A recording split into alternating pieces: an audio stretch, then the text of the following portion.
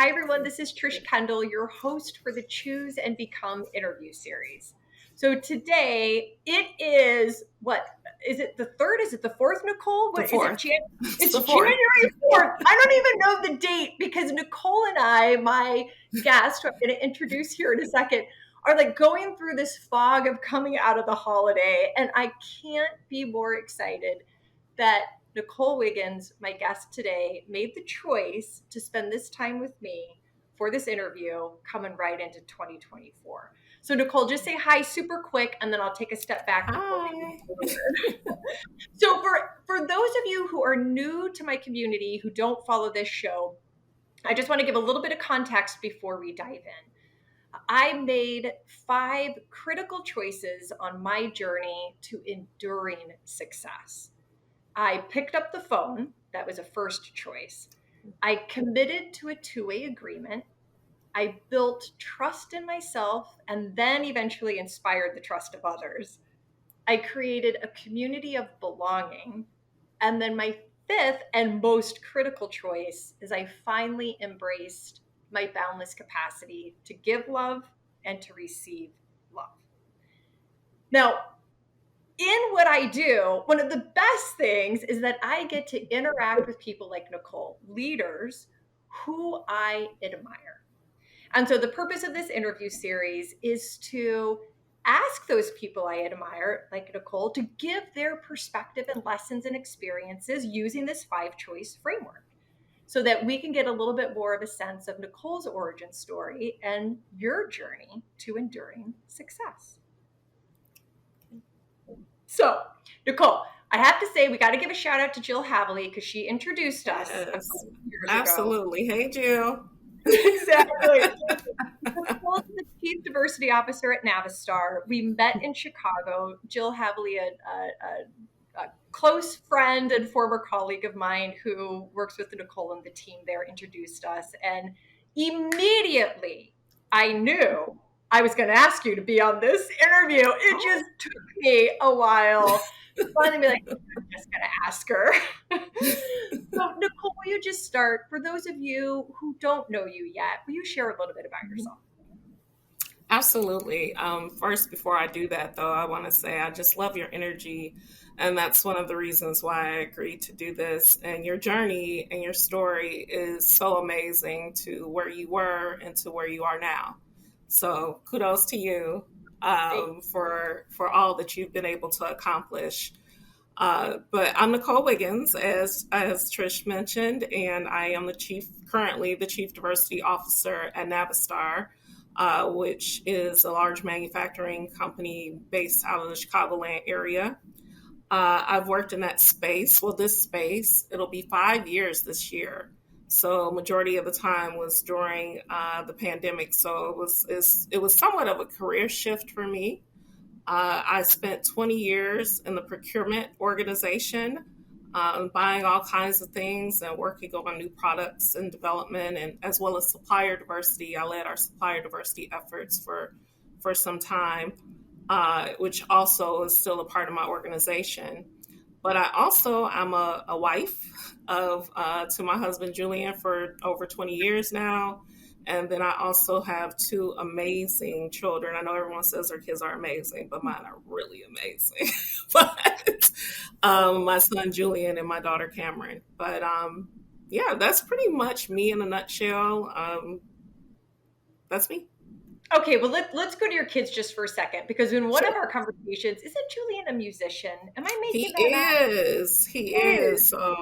So my son is, and brag a little bit about him. Yeah. So he just recently finished his undergrad studies at Xavier University in Cincinnati, Ohio, and he has a degree in biology with a minor in musical performance. And he continues to. Well, he's working as a microbiologist for a beverage company. Yet he has a side gig where he is in the Funky Ducks. So he's in a cover band that they travel wherever. So if anyone's interested in a cover band with I think it's 6 or 7, 22 and younger They sing all kinds of music from the 70s, the 80s. It's amazing just to hear them. But he plays the saxophone, but he also sings as well. That's awesome. And tell me just a little bit more about Cameron.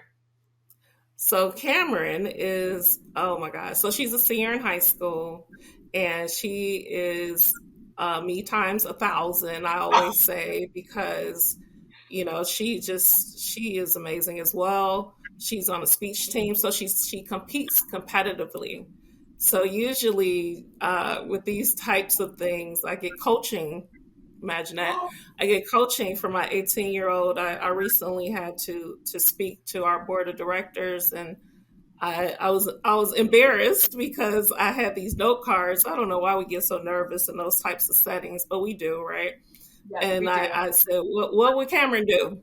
And so when I came home, and I actually told them, I said, I'm not going to even use these cards. Why am I using these cards? You want to hear about what I do? I talk about this all the time. Why do I have these cards?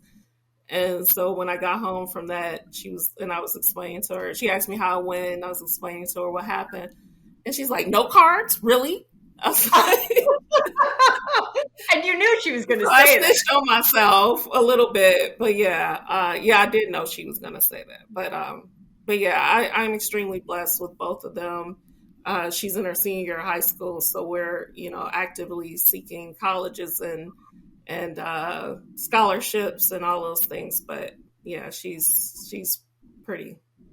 They fill my cup. I'll say that, Yeah. both of them. Yeah. Thank you for sharing more with us. And Of course, when of course. I when I think of you and I observe you and I follow you, I not a know, right? stalker, but nowadays it's not stalking. It's not stalking. If you So say so. I feel like you're all into Nicole and you don't even know it. And I have observed so much out there how you inspire through your leadership and through being a leader in people and culture, and how you inspire, and you inspire through so many different ways. And one of those ways is sharing more of you. Uh, so, one of the things that I really want to start with is, by all counts, you are incredibly successful. What you were just saying about your marriage and your family, your leadership at work. When I What does enduring success mean to you? Creating enduring success. So I've been thinking a bit about this, and as you mentioned, we're coming off the holidays, so a lot of us have these New Year's resolutions and things that we, want to do differently in the new year that we didn't do maybe the year before. And so when I think of endurance, I think of sustainability, right? And I think it's a matter of being sustainable, but also realizing that you can reinvent. I hear a lot of people, like I'll share just real quickly. I've been with the company I'm with currently. It'll be 25 years next month. All right. And I think assuming when people hear that, they assume you've been with the company, you've been in the same position for however long you said you were, right? Mhm. And I think endurance is continuing to reinvent and redefine. So, where I was successful in my early 20s, as someone who was more junior in my career with young children, is very different than where I am now. I see. I recently watched your TED talk, and I was really inspired about how you chose to just be a better you, right? Because you didn't want your past to define you. So I'm by no means saying, enduring success is not perfection. And I think sometimes that's where we get mixed up. Is we think that, if I wasn't successful in this one thing, then I'm never going to be successful. But I think it's about sustainability, reinventing, and just understanding that your journey is your individual journey. It's not someone else's. So, Can I take this snippet and have Cameron watch it? Right? Because she might yeah, coach you on the note cards, but you coach her on life. that's true. That You is. beautifully put, because we think about our Thank you. children and as they're growing and as they are Mhm. experiencing success, and the younger people on your team and those around you, and reinventing, redefining, continuing to grow. So Mhm. I love that. I Mhm. always have the kids in the back of my head too. Well, then, how about this? Let's keep going with the five choices. And if we start with, so for me, I learned that success begins with making a first choice. Like nobody can choose for you, right? Mhm. For me, my first choice was picking up the phone, which could be considered profound or practical, however you think about it. Since then, I have made other first choices that weren't so profound. Will you share one of the first choices that you've made that when you reflect, you know that really impacted your journey to enduring success, to this reinventing type of success? I think it was finding my purpose. That's one of my steps. I think it was, and this isn't necessarily in the order of the five steps. I guess I'll say we can maybe do a part two to talk about the order of it. But Yes, I'll as, take. but I think that, at least from my experience, I've always wanted to do things that fulfilled me as well as was a contribution to either the people or the organization that I am a part of.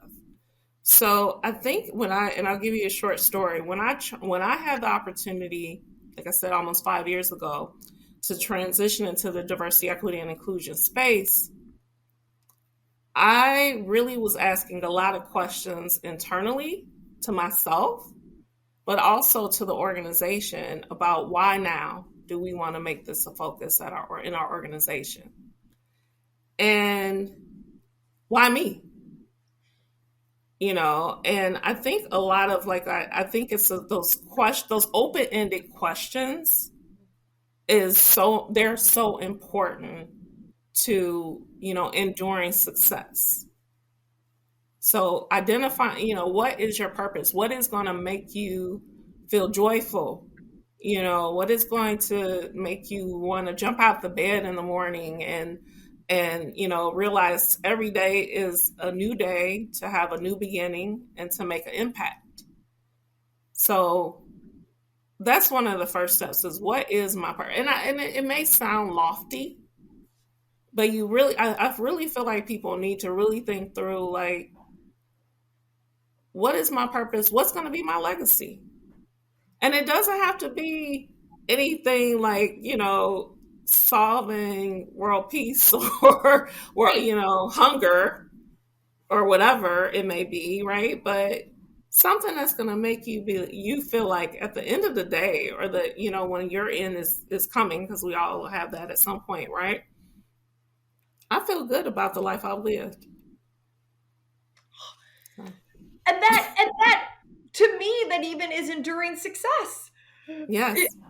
right. Yeah. And finding your purpose, as one of your first choices. And then what you just said, like to me, that can be a definition of enduring success, because Hmm.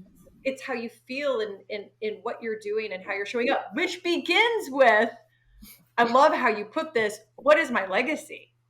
Hmm. Right. And now, did you find that your answer to that changed over time, or once you said, I want to find my purpose, has it been consistent? Let's say and so in terms of it has had Yeah. adding to. So if you would have asked me even even maybe 2 or 3 years ago, well, let's say pre-COVID, because it's pre-COVID, Yeah. COVID, and now is, I feel like, the Right. times that we live in. Because Right. you think about it, for 3, 4 years we were somewhat isolated, and we're just coming out of that. But anyway, so pre-COVID, if anyone asks me, and I think I used to do these little quizzes, what's your legacy? Without a doubt, I would say my children, without a doubt. And if you ask me today, I'll still say my children. Yet, I'll also add to that is the impact I make on so many others as well.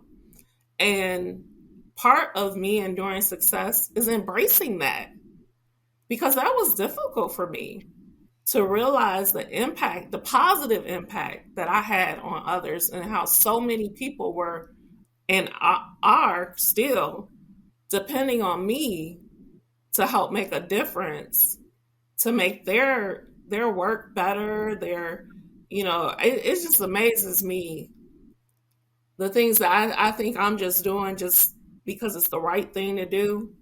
When people come and tell me like how amazed they are by these things, I mean, I'm forever grateful. Yet that's what keeps me going.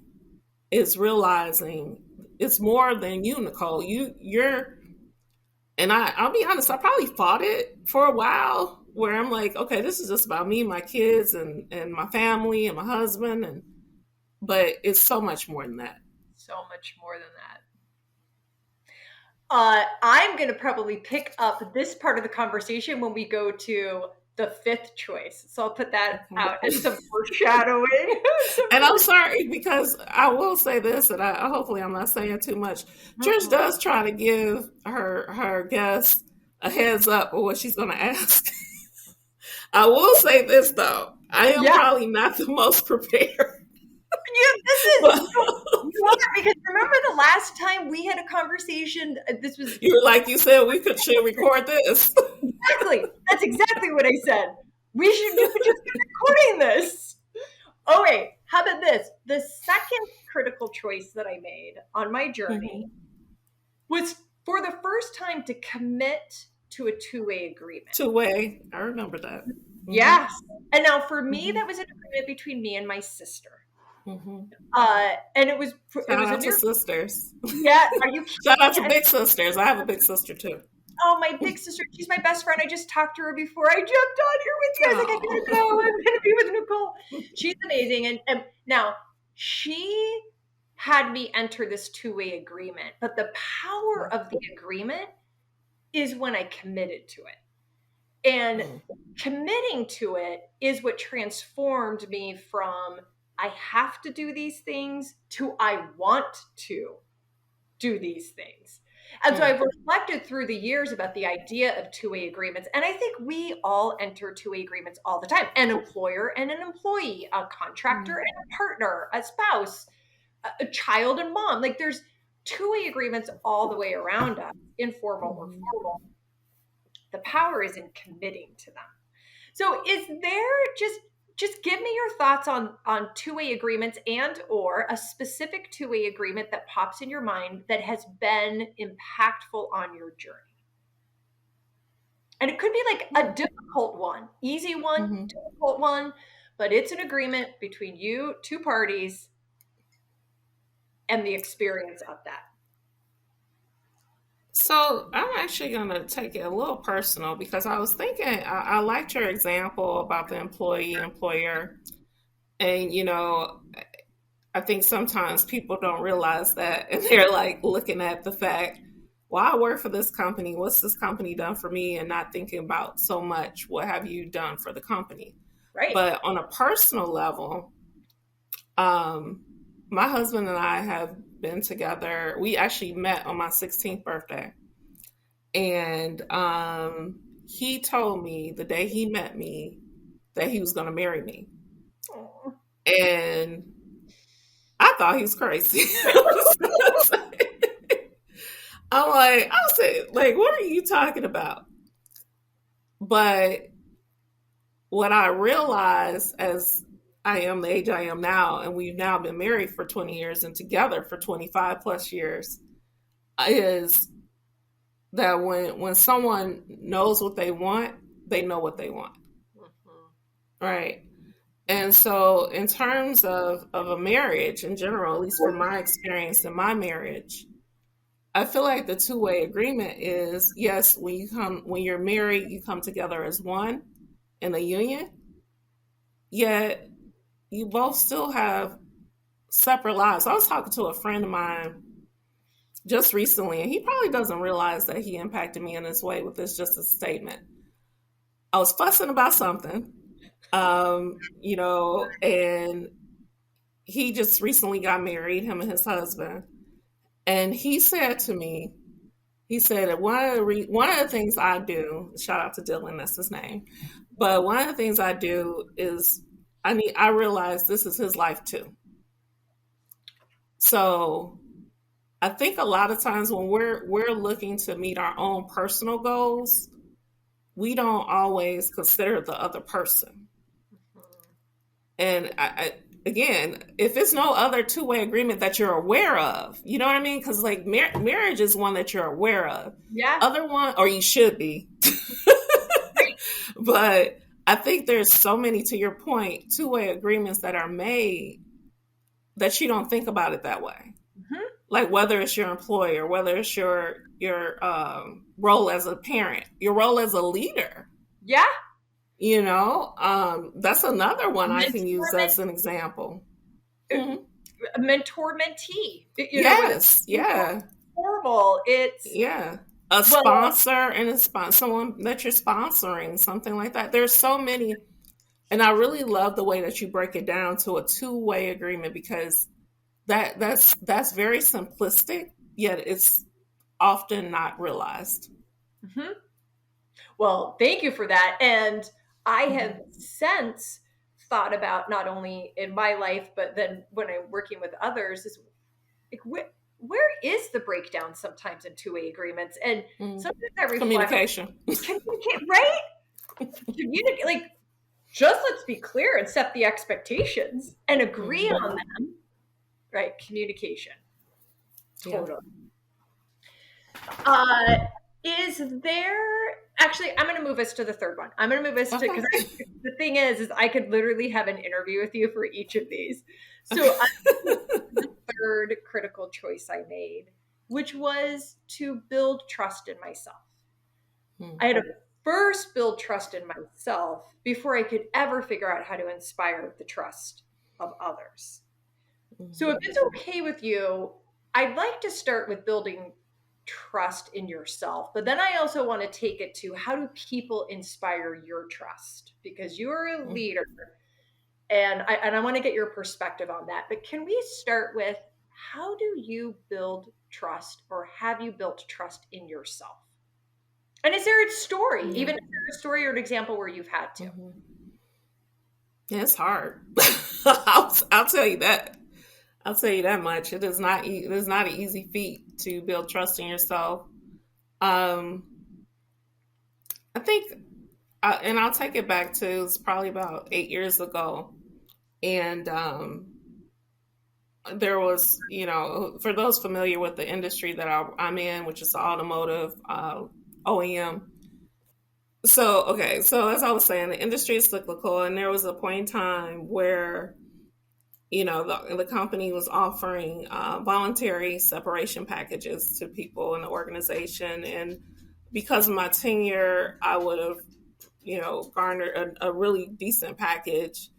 And at the time in my career, in my role, I was kind of trying to figure things out, to be honest with you. I was doing work that I wasn't sure was still serving me. And I knew I was still serving the organization, but I wasn't sure if it was still serving me and my purpose. And, obviously I was gainfully employed, which was always a blessing, but I wasn't sure if that was something I wanted to continue to do.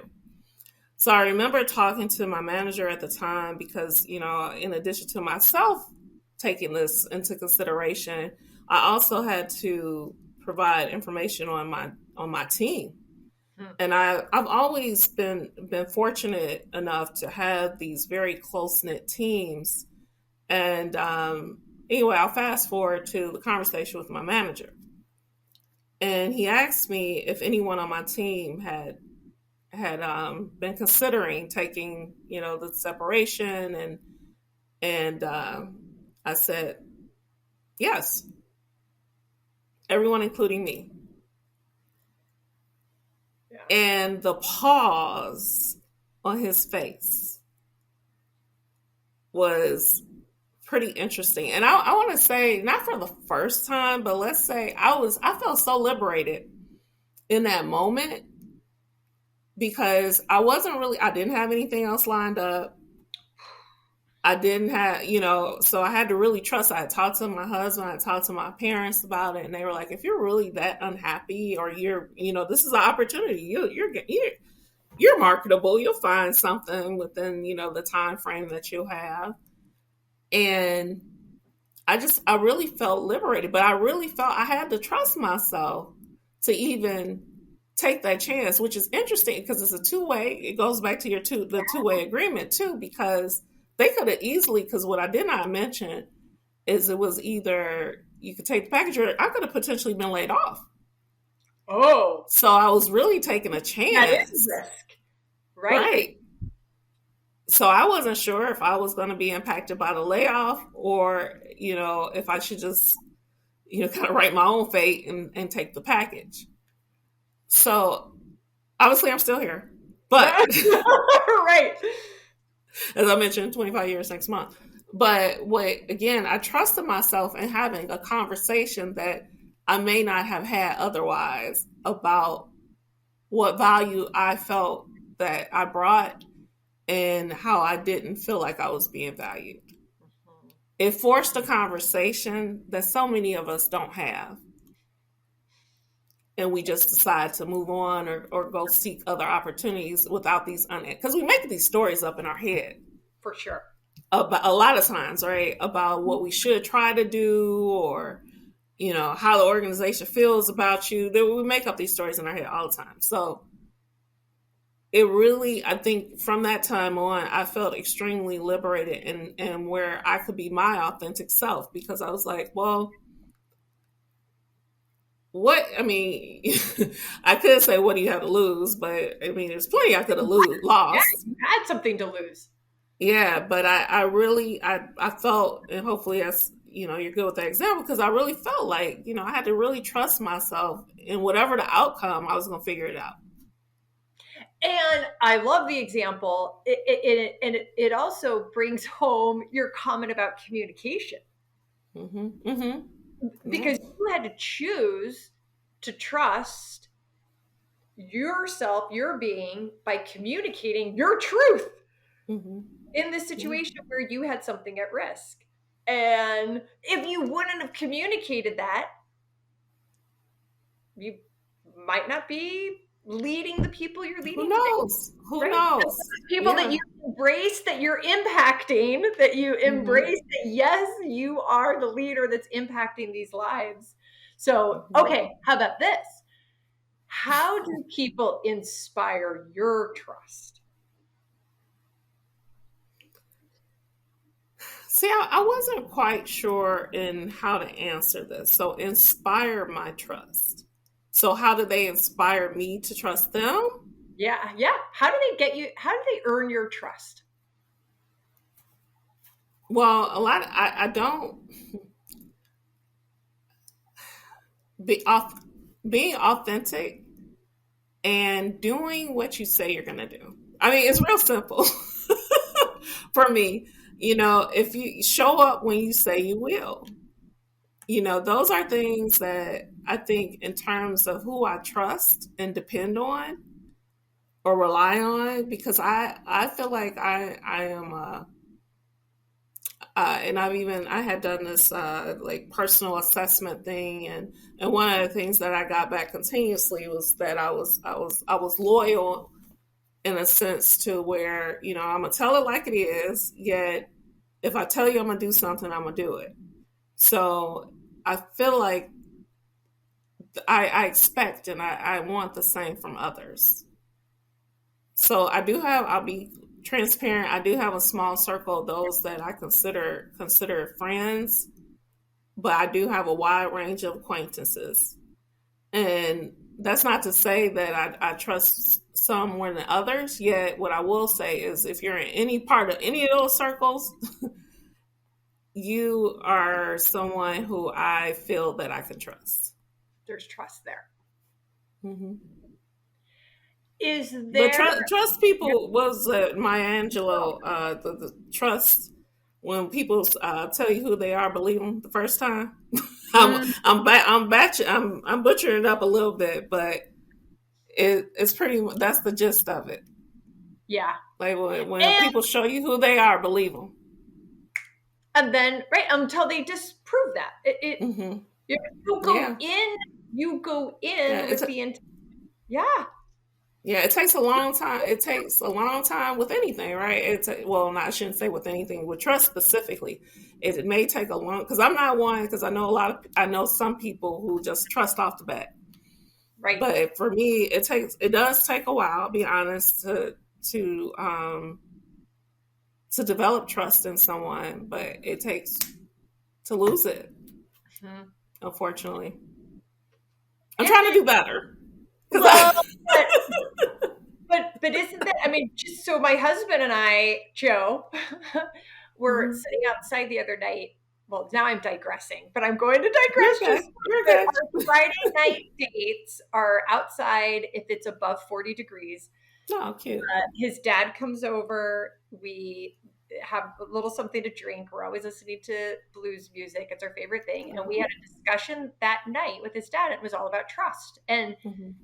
And Joe is like as simple as what you're saying. Listen, it takes a lot to earn my trust. And isn't it something that you could have 20 years of trust and one moment Mhm. can just ruin everything. And I think And about it's that usually. business I'm and sorry, personal. Jack. No, I think about that with business and personal. Yeah, and then think about it because it's about relationships, and you have to be careful what you trust people with too. Hmm. You know, and I had this conversation with my kids too. Like, there are people in your life for different reasons, seasons, all that kind of thing, right? Yet there are people that I'm gonna trust. I'll trust they're gonna be exactly who they are, and they're gonna do exactly what they do. So don't expect. And I had this conversation with my husband as well. Don't expect everyone to be what you are, Right.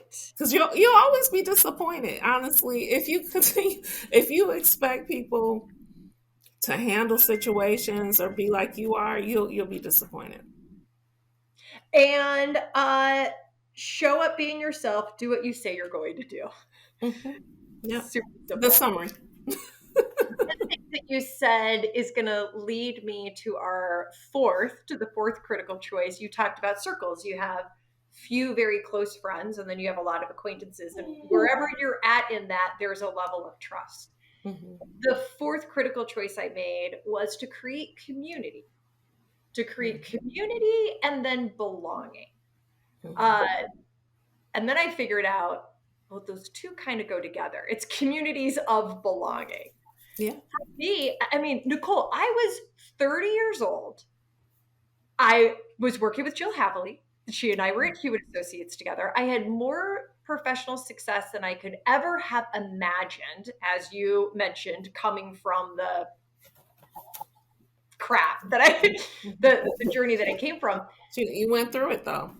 But I went through it, and then all of a sudden I'm 30 Hmm. years old, and I'm sitting there and I'm looking around. I'm like, what is missing? And it's because I was friendly with everyone and friends with no one. I Yeah, still yeah. didn't I heard you belong, say that before, and I was like, wow. Hmm. right? And that feeling of belonging, I just didn't even. I actually didn't even know what it felt like. Now I Hmm. do, and I But did you treasure. want to be friends with people? That's what I was curious about. I didn't until then. Okay, Until then. So, like throughout, but why? Why? at that I know you're supposed to be asking me the questions. I'm sorry. I'm gonna get you. I'm gonna get you. Because I still felt like something was missing from my life, and it wasn't. I was independent at that point. I was healthy at that point. I had no desire to be in an intimate relationship, so that had no bearing in my world. And I was like, well, look at them. I mean, they're over there and they seem to be have a lot in common, and look at them over there, and they're talking about things outside of work. Like they know each other in a way Mm-hmm. that's not just work related. And I Mm-hmm. and I felt like a gap. I felt like, wait, I want that. I Mm-hmm. actually want that. Mm-hmm. And what I figured out is I had to create it. Okay. It wasn't just going to happen on. like that. Exactly. I was going to all of a sudden belong somewhere. And so I created friendships with 5 women that are still, to this day, an incredible part of my journey. So now here's the thing. I think we all know what it feels like to not belong. Also acknowledging that some of us have a greater sense of what that feels like than others. Mhm. Will you just, what does it feel like to not belong? And then I'm going to flip it to what does it feel like to belong? But what does it feel Okay. like not to belong? And what's your perspective on creating that sense of belonging? Okay. Well, I think, and I have, I work in a male dominated industry. And, prior to moving into this space that I'm in now, which is diversity, equity, and inclusion, um, I was often the only, in so many cases, the only woman, the only Black person. Um, and until maybe 7 or 8 years ago, I had a lot of people. Well, I had people that were on my team. Well, even now though, but in terms of the age gap too, because again, it was a traditional environment. So in terms, and I say traditional in the sense that, I'm not going to go into this, but in terms of the jobs that are in this corporate environment weren't for people like me, right? I've heard the saying, you got to see it to be it.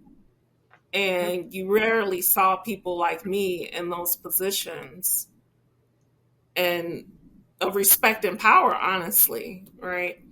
So to feel like you don't belong can be extremely lonely and empty, and so you a lot of times you go to the survival mode, and you end up having your work life and then your personal life, and never should the two cross. And that's why I went to like the traditional thinking, because I was watching. I've been watching. I think we all binge watch Netflix and chill a little too much. But anyway, I was watching. I was watching a documentary recently about work and what is work. That's pretty much facilitated by former President Obama. And I'm not done with it, but I got intrigued about it because he is essentially interviewing people from service industries all the way to the C-suite of different organizations, and trying to understand what is work to them and what motivates them. And I think, when I was going, like in my early part of my career, people had me by 30 years with the organization, and they would say things to me. Like, I'd ask a lot of questions, as, young people tend to do. And, never would I really take we do it this way because we always have done it this way. But that doesn't make it make sense. It's kind of Exactly. what I was Right. like. So no, I think it's extremely empty and lonely. And not to say you have to be this extreme extroverted person, but if you don't feel supported, and if you don't feel like you matter, or you're not seen, or you're not respected, that could be extremely lonely and just unfulfilling. There are times when, if I'm facilitating this type of dialogue with a workshop with teams, I'll ask people, and I ask myself this, so we know what it feels like to not belong. Mm-hmm. You write down a name of somebody that is in your world that you think might not feel like they belong. Like put a picture to that. Mm-hmm. Put a name to that. Put realness to that. And then what are you going to do to try to help create that? So I think I about love that that. because I you're love so that. practical and the things Mm-hmm. that you do with your team to create those results. So how does it feel to belong? Amazing. So I'll and shout out to my current peers and the senior leadership team that I'm a part of, because I often refer to myself as an HR transplant, because it's not a space that I've worked in like my entire career or such, right? But they embraced me right away. And it, and a lot of times, to your point, you have to build that community. You have to build. Now, let me say that I did know a few of the leaders prior to joining the organization from working with them over the years, but not in a direct, not directly together. But I think, when you, it's not easy. The work's not easy. This work is definitely not easy in terms of creating a more diverse, equitable, and inclusive environment, both internally and for our external stakeholders. This is probably by far the most challenging work I've ever done. Because again, you're having to continue to reinvent. You're having to be more aware of what's going on the outside world that you really want to know. But anyway, I think that because I have such a strong community, that is what keeps me going. Now, and that's what makes me want to create community for people in our organization and to continue to build so we can understand each other, our differences, our similarities, because, and hopefully it's okay. Your editor can cut this out if you think it's necessary. But when I first got in this space, I was like, what's important for people? Because people don't want to talk about, and again, this is pre-COVID when you can Yeah. really more openly talk about, the LGBTQ plus community. You could openly talk about race. None of that was on the table really to talk about. I mean, we had at the time, I think we had 7 employee resource groups, and they were at varying levels of engagement. And leaders wanted to make great community for our organization. We have 8 now. Yet certain things within their communities were not up for discussion, honestly. Like people just, I don't know, they just really didn't want to talk about it. And that's a lot of people pre-COVID, right? Yet what we were able to do during COVID when everyone needed community was to create that community and that sense of belonging. This is not just for our corporate employees, but people that have been working remote prior to, our manufacturing employees, our employees in our parts distribution centers. And so with that, going back to when I first started, I said, if people could just stop being assholes, we live in a much better world. Because I embrace that. I might use it instead of love. And I might get a better reception than no, we don't want to talk about this love thing. Keep going, but right? I mean, seriously, like if you start realizing your reality is different than mine and vice versa, and at the end of the day, because I was talking, so I mentioned so we have Yeah. 8 employee resource groups. I was talking to one of the leaders recently, like this is a while back, and he was like, "Our people want this, this, this, this." I said, "You realize that other people want that too, even if they're not a part of your community." Mhm. And he had to pause because, just simple human things like I want my children to have a great education. I want to be successful. I want that. That's not specific to your community. That's specific to humanity. So I Mhm. do, and I got kind of going off a little bit, but I think when you feel like you belong, you could have those types of conversations with people, and you could show up and be your authentic self, and you could feel like I'm being heard, seen, and respected, and I'm a part of and we have great team spirit, and I'm a part of something bigger, as I mentioned before, because it is. I mean, of course, we want to at the end of the day make great products, and without customers, we don't have a company yet. For those who does that is the people in the organization. So whether you're the person, I love what you said about, if you feel there's someone who doesn't feel like they belong, write their name down and figure out how you can help them to feel that way. Because some people just want to be left alone too. Yeah, And right. really, some people are perfectly fine with that. And you need to be fine. We need to be fine with that too. You can't, just because someone is not like you doesn't mean that there's something wrong with them. Right. we have to respect people's differences. In addition, and we respect their differences, but we can also respect where we have our common needs and goals. I love that. And one thing that you said a little bit ago, and I know I got to speed us up, but I just don't want to.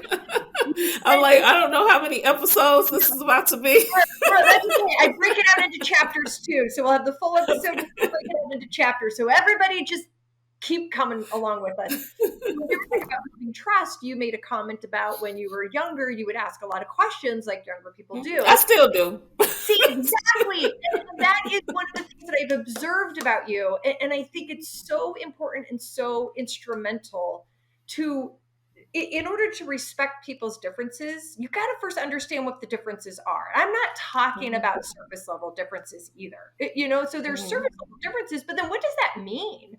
What does that mean for somebody's life and culture and thinking and Mhm.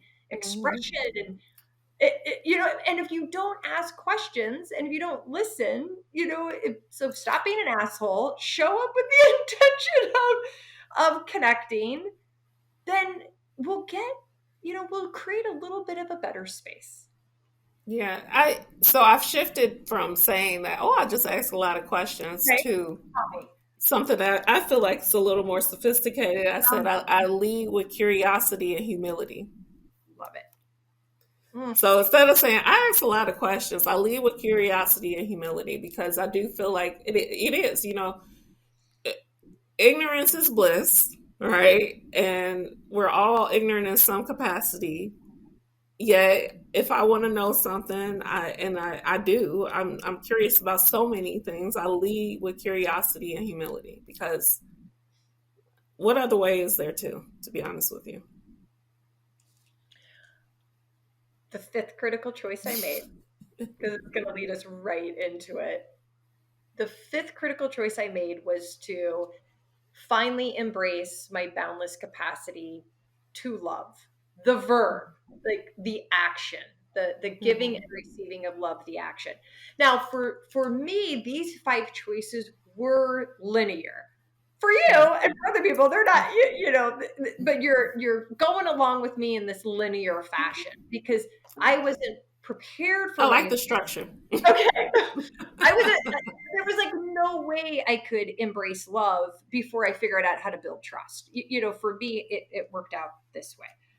I think everybody could just fast forward and start with embracing love. And when I use the term love, I'm not talking about love as an emotion, which isn't a choice, but I'm referring to love the verb, which is a choice. And I think giving and receiving love manifests differently for different people at different times in different situations. You gave an example earlier, just like stop being an a-hole. Like is an example. So, and that's probably going to be a quote now that my editor I'm gonna puts get a on bumper sticker. something with the dollar sign and the exclamation point. So I do want to ask you about what it feels like to give all of your love. Because I'm talking about all, like not holding back, not withholding. But maybe we lead into this with just give me your raw and candid reaction to the idea of showing up in interactions to give love and receive it back. Mhm.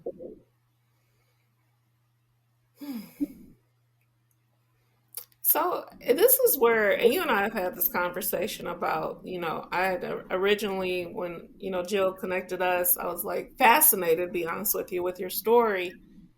Yet I was like, I don't know if I'm ready to have these conversations, to be honest with you. And I said, well, we've had this, right? We've talked about this. We've talked through this. And I don't know that we are, as an organization, company aside, ready to have these types of conversations. But over time, as you're following me, I'm also following slash talking you, I guess. And now that I've heard your story a few times, I feel like it's being humble and having a certain level of empathy. Like where while I can't personally relate to what what you've been through, I can respect you as another woman and empathize with you to where, I'm showing up. Like, I'm showing up here. You're getting Nicole 100% here, right? And so I feel like, I'm showing up,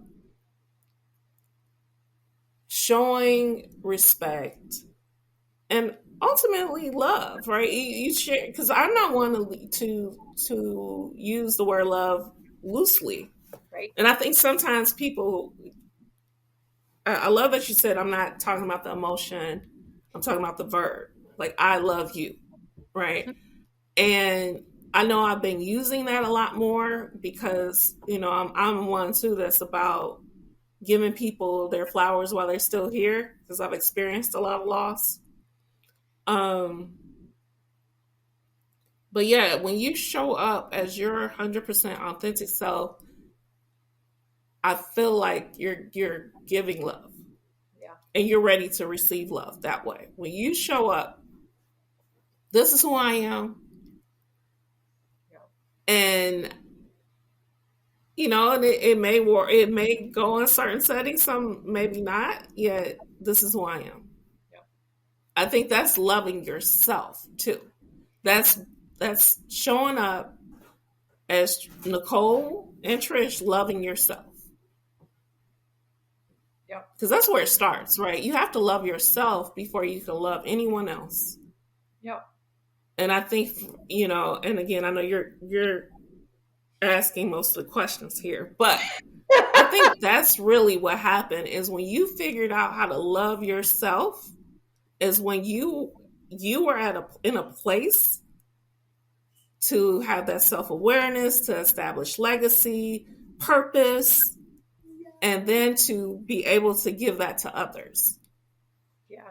So you go ahead, girl. I love it. I love you. And then your examples just stay with me. Leading with curiosity and humility. Mhm. That's, to me, that's giving love.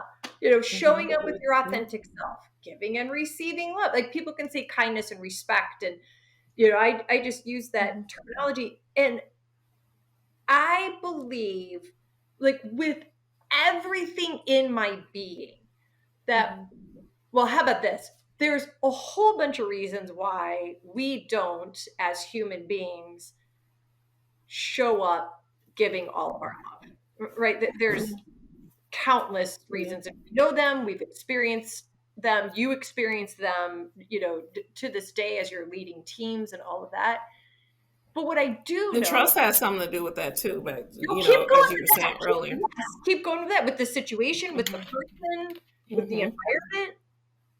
Okay, I told you to just keep going with that, and then I answered the question.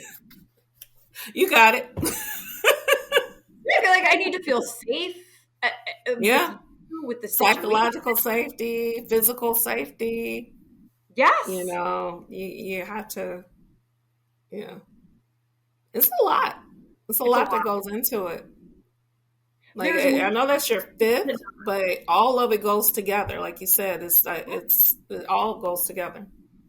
It all goes together. You have so Mhm. beautifully put it all together, sharing your lessons and advice and wisdom and experience. And I feel like, well, how about this? For me, and I'm going to project this out to others, that there's so many reasons why we don't show up with the intent of giving and receiving love. But when we do, that is when we truly create enduring success. We know our Yeah, purpose, we redefine, we reinvent, we lead with curiosity and humility. All of these things is with the intention of showing up that way. And when we do it, I think that's when we fuel the success of others, yeah. I'd right? say, Instead of this yeah. world of, in order for me to go up, I push you down. That's Mm. when we create enduring success and fuel the success of others. And Nicole, you You choosing to show up and give me all of you today, and then even take some of me, take some more of me and receive. I can't tell you how I'm much I stinky that way. love it. I love it. I thank you so much for spending this time with me, for sharing your You're stories welcome. and your experience, and the little Nicole nugget on this January It's great, 4th. greater later. Right. That's Okay, another one of my little so, things. so here's the deal. For everybody following us, Nicole and I are going to continue having Nicole and Trish conversations. So that's going to happen. You guys don't get you don't get a like first row They don't seat get a into vote. you did get a first row seat into this. So I can't wait to post this full episode. And as I was just saying, we always post chapters. So if you just want to get a little bit of the nuggets before you watch the whole thing. Thank you for Okay. following me on this journey. This is Trish Kendall, your host for the Choose and Become interview series. Thank you for joining me for this episode of the Choose and Become interview series. To check out more episodes, go to www.trishkendall.com/podcast, or go to any of your favorite podcast channels, including YouTube, under Trish Kendall Speaks, and you'll find this interview and more. Choose and Become.